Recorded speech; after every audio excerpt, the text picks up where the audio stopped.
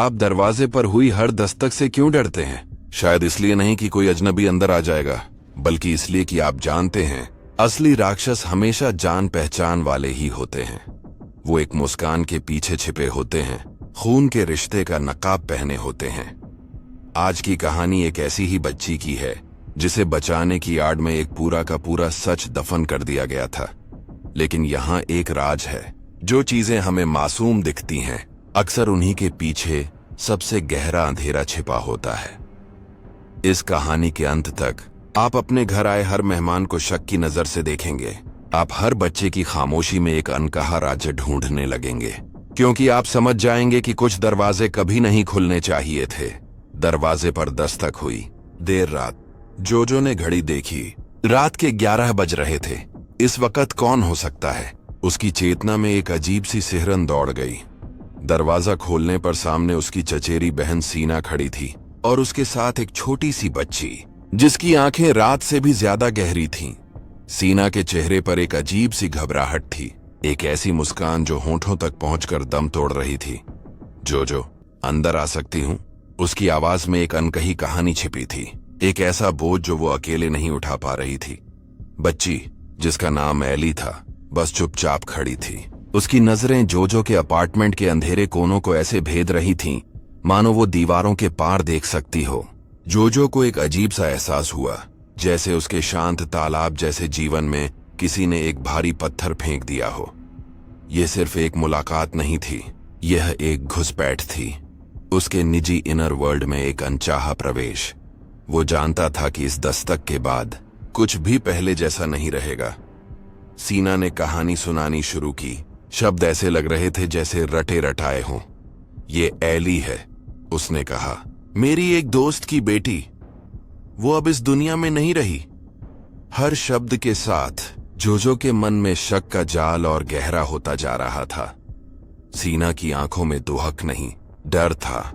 Eli के चेहरे पर मासूमियत नहीं, एक अजीब सी शांति थी जो किसी बच्चे के लिए स्वाभाविक नहीं थी। सीना ने पैसों से भरा एक लिफाफा मेज पर रख दिया। हम कुछ दिन यहां रहेंगे, ये एडवांस है। यह मदद की गुहार नहीं थी, यह एक सौदा था। और जो समझ गया था कि वो जो खरीद रही है वो सिर्फ एक कमरा नहीं, बल्कि उसकी चुप्पी भी है।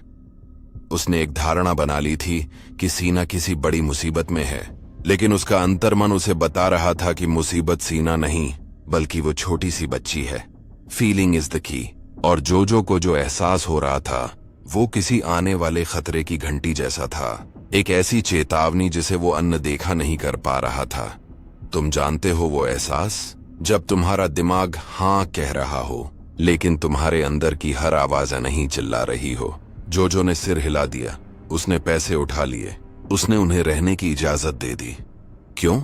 शायद इसलिए क्योंकि खून के रिश्ते को मना करना मुश्किल होता है, या शायद इसलिए क्योंकि एली की उन गहरी आंखों में कुछ ऐसा था जिसने उसे अपनी जगह पर जमा दिया था। जैसे ही वे अंदर आए, जोजो के छोटे से अपार्टमेंट का माहौल बदल गया।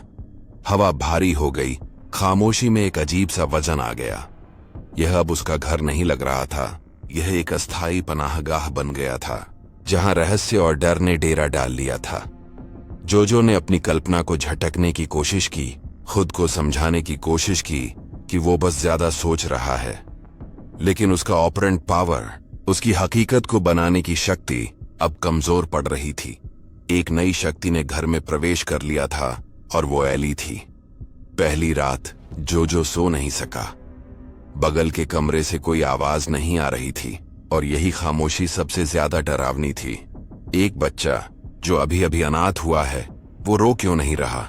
वो इतना शांत कैसे हो सकता है? जोजो ने उठकर दबे पांव उनके कमरे के दरवाजे तक जाने का फैसला किया। उसने दरवाजे की दरार से झांका। अंदर अंधेरा था, लेकिन उसे सीना का साया दिखा जो बिस्तर के पास बैठी कुछ बुदबुदा रही थी। और एली लेटी हुई थी।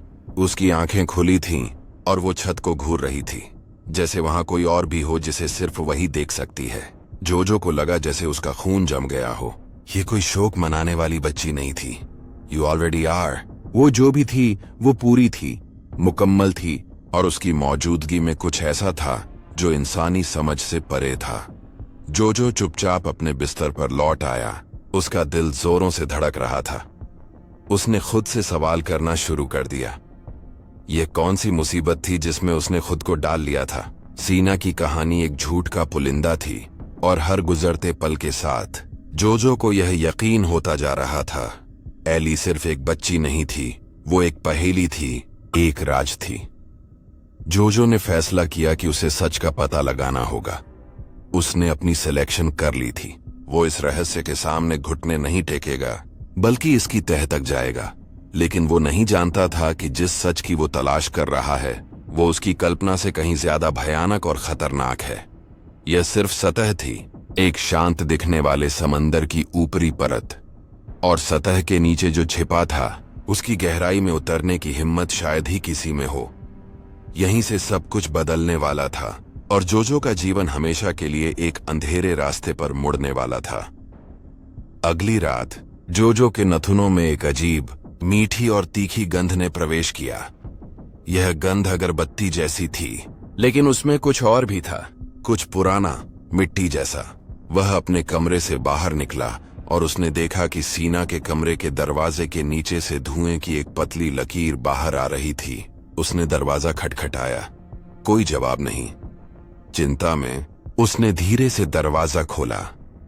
अंदर का दृश्य उसकी कल्पना से परे था। सीना फर्श पर बैठी थी। उसके सामने एक मिट्टी के बर्तन में कुछ जड़ी बूटियां सुलग रही थीं और वो धीमी आवाज में कुछ मंत्र बुदबुदा रही थी। एली बिस्तर पर लेटी थी। उसकी आंखें बंद थीं, लेकिन उसका शरीर थोड़ा थोड़ा कांप रहा था, जैसे वो किसी बुरे सपने से लड़ रही हो। यह क्या हो रहा है? जोजो ने फुसफुसाकर पूछा। सीना ने उसे देखकर होंठों पर उंगली रख दी। श्श, वो सो रही है, उसने कहा। एली की चेतना बहुत खुली हुई है। बुरी आत्माएं उसकी तरफ खींची चली आती है। यह धुआं उन्हें दूर रखता है। यह कोई बहाना नहीं था, यह एक भयानक सच का पहला टुकड़ा था जो जोजो के सामने फेंका गया था। जोजो ने माहौल को सामान्य करने की एक आखिरी कोशिश की। वह अगले दिन एली को पास के एक खेल के मैदान में ले गया। बच्चे हंस रहे थे, फिसल रहे थे, लेकिन एली एक कोने में चुपचाप खड़ी थी। उसकी आंखें एक खाली झूले पर टिकी थीं, जो धीरे धीरे हिल रहा था, जैसे कोई अदृश्य शक्ति उसे झुला रही हो। जोजो ने उसके पास जाकर पूछा, क्या देख रही हो एली? एली ने बिना उसकी तरफ देखे उसी शांत सपाट आवाज में जवाब दिया, मोमो, वो झूला झूल रहे हैं। मोमो भूतों के लिए इस्तेमाल होने वाला एक शब्द। जिस तरह से उसने यह कहा, उसमें डर का कोई अंश नहीं था। यह उसके लिए एक तथ्य था, एक सच्चाई। I am a witness. वह उन चीजों को देख सकती थी जो बाकी नहीं देख सकते थे। जोजो के पैरों के नीचे से जमीन खिसक गई। यह बच्चे की कल्पना नहीं थी, ये एक अलग हकीकत थी, एक अलग स्टेट ऑफ बीइंग जिसमें एली जी रही थी, और अब जोजो भी उस हकीकत में खींचा जा रहा था। उसका इनर वर्ल्ड अब डर और अनिश्चितता से भर गया था। अपार्टमेंट लौटते समय जोजो ने फिर उसे देखा। रॉजर, एक आंख वाला पड़ोसी जो हमेशा अपनी खिड़की से घूरता रहता था, लेकिन इस बार वह बाहर खड़ा था, सिगरेट पी रहा था। जैसे ही वे पास से गुजरे, रॉजर की एक आंख एली पर टिक गई। उन दोनों के बीच एक अजीब सी खामोशी का आदान प्रदान हुआ। रॉजर की आंख में नफरत या गुस्सा नहीं था, बल्कि एक तरह की पहचान थी, एक पुराना हिसाब था। और एली, उसने भी रॉजर को उसी तरह देखा, जैसे वो कोई अजनबी नहीं, बल्कि उसकी कहानी का एक खोया हुआ किरदार हो। जोजो को लगा जैसे वो दो प्राचीन शक्तियों के बीच खड़ा है जो एक दूसरे को तौल रही हैं। फीलिंग इज द की, और रॉजर से आने वाला एहसास किसी शिकारी का था जो अपने शिकार को पहचान गया हो। लेकिन शिकार कौन था? एली या कुछ और जो एली के अंदर था? जो इस अनकहे संवाद के बीच में फंस गया था, पूरी तरह से अनजान और बेहद डरा हुआ। इस तनाव में एक और कड़ी तब जुड़ गई जब अपार्टमेंट की मालकिन मैडम तेबांग लिफ्ट में जोजो से टकरा गई।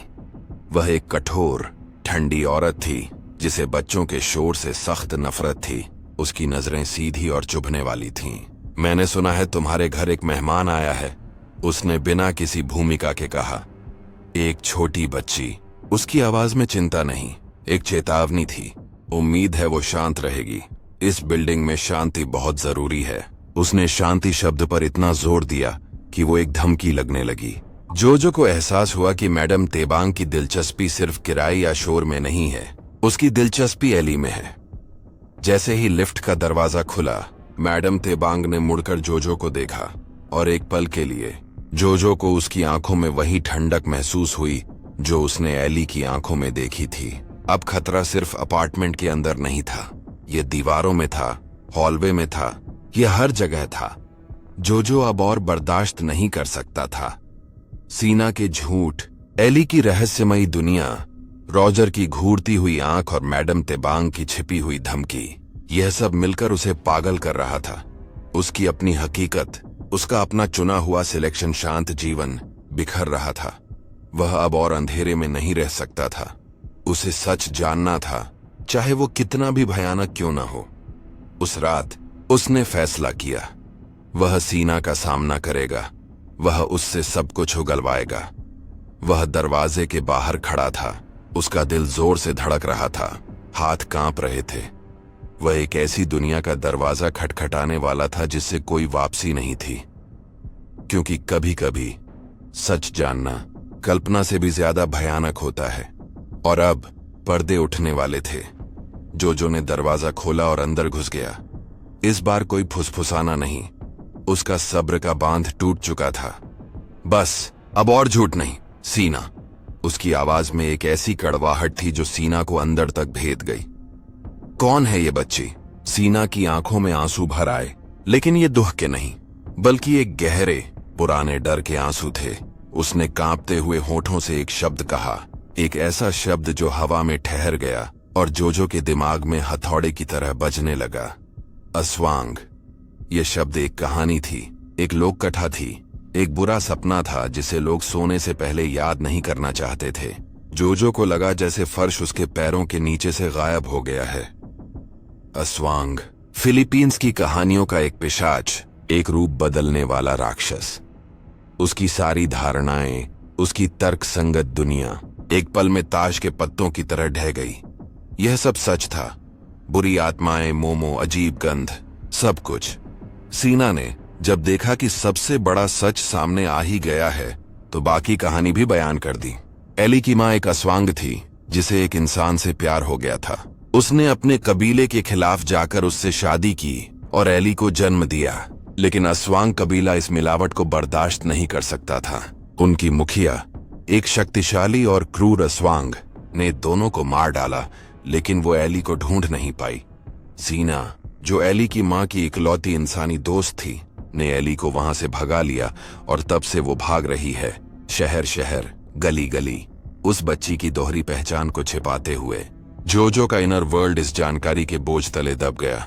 वह किसी मुसीबत में फंसी बहन की मदद नहीं कर रहा था, वह राक्षसों के एक पूरे कबीले से एक बच्चे को छिपा रहा था। एक ऐसा बच्चा जिसका आधा खून उन्हीं राक्षसों का था। उसका घर अब कोई सुरक्षित पनाहगाह नहीं था, यह एक ठिकाना था जिस पर कभी भी हमला हो सकता था। जोजो को लगा जैसे वो डूब रहा है, उसे सहारे की जरूरत थी। उसे अपने बचपन की एक धुंधली याद आई। लोलो तानसोंग, एक अल्बुलारियो, एक वैद्य जो उन चीजों का इलाज करता था जिन्हें विज्ञान नहीं मानता। बिना समय गंवाए वो सीना और एली को लेकर उस बूढ़े वैद्य की छोटी सी झोपड़ी में पहुंचा। झोपड़ी में जड़ी बूटियों और पुरानी लकड़ियों की महक थी। लोलो तानसोंग ने एली को देखा और उसकी बूढ़ी आंखों ने वो सब देख लिया जो जोजो अब तक नहीं समझ पाया था। उसने कोई सवाल नहीं पूछा, उसने बस एली के सिर पर हाथ रखा और आंखें बंद कर लीं। कुछ देर बाद उसने एक गहरी सांस ली और बोला, आधा खून, चांद और सूरज की बेटी। उसके शब्दों में एक ऐसी शक्ति थी जिसने इस असंभव सच पर मुहर लगा दी। उसे कुछ बनने की जरूरत नहीं है, लोलो ने आगे कहा। You already are. वो जो है वो पहले से ही है, बस उसे अपनी शक्ति को समझना होगा। लोलो तानसोंग ने पानी से भरे एक कटोरे में देखा और उसका चेहरा गंभीर हो गया। उसका कबीला उसे ढूंढ रहा है और उसकी अगुवाई कोई और नहीं बल्कि उसकी अपनी नानी कर रही है। उसने जोजो की तरफ देखा। वो तुम्हारे बहुत करीब है बेटा, तुम्हारी बिल्डिंग की मालकिन मैडम तेबांग। जोजो का खून सर्द पड़ गया। मैडम तेबांग की ठंडी आंखें, उसकी धमकी भरी बातें, सब समझ में आने लगा। वो सिर्फ एक गुस्सैल मकान मालकिन नहीं थी, वो एक शिकारी थी जो अपने ही खून की तलाश में थी। लेकिन लोलो तानसोंग की चेतना ने कुछ और भी महसूस किया। पर तुम अकेले नहीं हो, उसने कहा। उसी बिल्डिंग में एक शिकारी भी है, एक आंख वाला आदमी। मैडम तेबांग ने सालों पहले उसके पूरे परिवार को खत्म कर दिया था। अब वो इंतकाम की आग में जल रहा है। रॉजर, पड़ोसी, अस्वांग हंटर, एक और पहेली का टुकड़ा अपनी जगह पर आ गया था। जोजो, सीना और एली जब अपार्टमेंट लौटे तो दुनिया बदल चुकी थी। अब दुश्मन का चेहरा साफ था और एक अनपेक्षित सहयोगी की पहचान भी हो चुकी थी। जोजो का छोटा सा घर अब एक जंग का मैदान बनने वाला था। डर अभी भी था, लेकिन अब उसके साथ एक मकसद भी था। उसने एली की तरफ देखा, जो एक कागज पर मासूमियत से सूरज का चित्र बना रही थी। जोजो ने अपनी सिलेक्शन कर ली थी। वो लड़ेगा। वह इस मासूमियत को उन राक्षसों के हाथ नहीं लगने देगा, चाहे इसकी कोई भी कीमत चुकानी पड़े। लेकिन जब रात गहराएगी और परछाइयां लंबी होंगी, तो क्या एक इंसान की हिम्मत और एक बदले की आग में जलते शिकारी का साथ राक्षसों की पूरी फौज का सामना कर पाएगा? क्योंकि लड़ाई अब दरवाजे पर नहीं, दरवाजे के अंदर आ चुकी थी। हमला एक धमाके के साथ नहीं, बल्कि एक अजीब, अप्राकृतिक खामोशी के साथ शुरू हुआ। अपार्टमेंट के बाहर शहर का सारा शोर थम गया, जैसे किसी ने दुनिया का साउंड बंद कर दिया हो। खिड़की के बाहर एक घना कोहरा छा गया था और उस कोहरे में जोजो को हिलती हुई परछाइयां दिखाई दी। फिर बत्तियां बुझ गईं। ठीक उसी समय दरवाजे पर लोलो तानसोंग पहुंचे, जैसे उन्हें पता था कि क्या होने वाला है। उन्होंने आते ही दरवाजों और खिड़कियों पर नमक की एक रेखा खींचनी शुरू कर दी। और फिर रॉजर भी आ गया। उसकी एक आंख में इंतकाम की आग जल रही थी। उसके हाथों में ऐसे हथियार थे जो जोजो ने पहले कभी नहीं देखे थे। चांदी की छुरियां, जिन पर पुराने प्रतीक खुदे हुए थे। दुश्मन की ऑपरेंट पावर काम कर रही थी। वे उन्हें दुनिया से अलग कर रहे थे, हकीकत की अवस्था को बदल रहे थे। वे फंस चुके थे। शिकार खत्म हो चुका था। अब जंग शुरू होने वाली थी। अस्वांगों ने दीवारों और छत से आना शुरू कर दिया। उनके शरीर धुएं की तरह ठोस और फिर तरल हो रहे थे। उनके रूप इंसानों और जानवरों के बीच लगातार बदल रहे थे। ये एक बुरा सपना था जो हकीकत बन गया था। लड़ाई शुरू हो गई।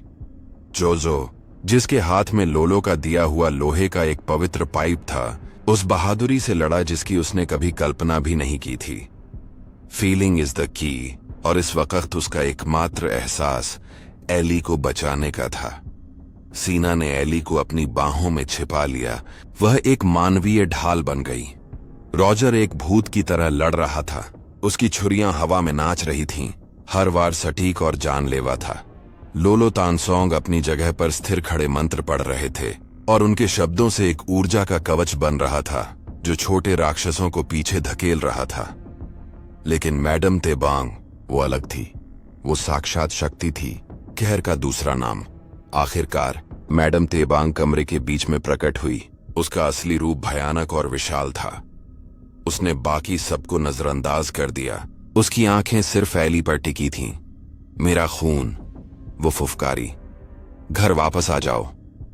उसने अपना पंजा एली की तरफ बढ़ाया और ठीक उसी पल एली के अंदर कुछ जाग गया। उसकी आंखों से एक नरम चांदी की रोशनी निकली। उसके छोटे से शरीर से ऊर्जा की एक लहर निकली जिसने मैडम तेबांग को पीछे फेंक दिया। यह उसका आई एम पल था। उसने डर को स्वीकार कर लिया था और उसे अपनी ताकत बना लिया था। उसने ऐलान कर दिया था कि वो सिर्फ एक शिकार नहीं, बल्कि अपने आप में एक शक्ति है। रॉजर को अपना मौका दिख गया। जैसे ही मैडम तेबांग का ध्यान भटका, उसने आगे बढ़कर अपनी पवित्र छुरी सीधे उसके दिल में उतार दी। एक भयानक चीख पूरी बिल्डिंग में गूंजी और फिर खामोशी। बाकी बचे अस्वांग धुएं में बदलकर गायब हो गए। सूरज निकल रहा था। लड़ाई खत्म हो चुकी थी। अपार्टमेंट एक खंडहर जैसा लग रहा था, लेकिन वे सब जिंदा थे। उस खामोशी में सीना ने एक दिल तोड़ने वाला फैसला, सिलेक्शन किया। उसने रॉजर को देखा और फिर एली को, जो अब शांत थी। उसने जोजो से कहा, मैं उसे नहीं बचा सकती। मैं उसे इस दुनिया से छिपा सकती हूँ, लेकिन मैं उसे लड़ना नहीं सिखा सकती। उसकी आवाज में एक माँ का निस्वार्थ प्यार था। लेकिन उसने रॉजर की तरफ इशारा किया। वो उसे जीना सिखा सकता है। उसने एली का हाथ रॉजर के हाथ में दे दिया। शिकारी और शिकार अब एक अजीब नया परिवार बन गए थे। जोजो ने उन्हें दरवाजे से बाहर जाते देखा। एक ऐसा शिकारी जिसने अपना मकसद पा लिया था, और एक ऐसी बच्ची जिसे अपना रक्षक मिल गया था। वे उगते सूरज की रोशनी में एक नई शुरुआत करने जा रहे थे। जोजो की जिंदगी धीरे धीरे पटरी पर लौट आई, लेकिन अब वो पहले वाला जोजो नहीं था। उसका इनर वर्ल्ड अब एक नई समझ और हिम्मत पर बना था। उसके अपार्टमेंट की खामोशी अब उसे खाली नहीं बल्कि शांत लगती थी। कई साल बीत गए। एक दिन उसे एक बिना नाम का खत मिला। अंदर एक तस्वीर थी, एक जवान लड़की जिसकी आंखें गहरी और बुद्धिमान थीं। लोलो तानासोंग की झोपड़ी जैसी एक झोपड़ी के सामने खड़ी थी। वो एली थी। तस्वीर के पीछे बस कुछ शब्द लिखे थे, मैं लोगों को ठीक कर रही हूं। उसने अपनी विरासत के दोनों पहलुओं को अपना लिया था। वो एक अल्बुलारियो बन गई थी, एक मरहम लगाने वाली। जो मुस्कुराया। लड़ाई उस रात ही नहीं जीती गई थी, बल्कि एली के चुने हुए भविष्य में भी जीती गई थी। हिंसा का चक्र टूट गया था। पुरानी राख से एक नई चेतना का जन्म हुआ था। अब आप जानते हैं, असली दानव सींगों और पंजों के साथ नहीं आते, वे परिवार बनकर आते हैं। तो अब खुद से पूछो, तुम्हारे घर में ऐसा कौन है जिसे तुम प्यार करते हो, लेकिन जिसकी रगों में तुमसे भी ज्यादा पुराने और गहरे राज्य दौड़ रहे हैं? अगर इस सच ने तुम्हारे अंदर कुछ जगाया है, तो ये सिर्फ शुरुआत है। नीचे कमेंट्स में उस एक चेहरे का जिक्र करो जिस पर अब तुम पहले की तरह भरोसा नहीं कर पाओगे। सब्सक्राइब करो और अगली कहानी के लिए तैयार हो जाओ, जहां हम सीखेंगे कि जिसे तुम अपनी परछाई समझते हो, वो शायद तुम नहीं हो।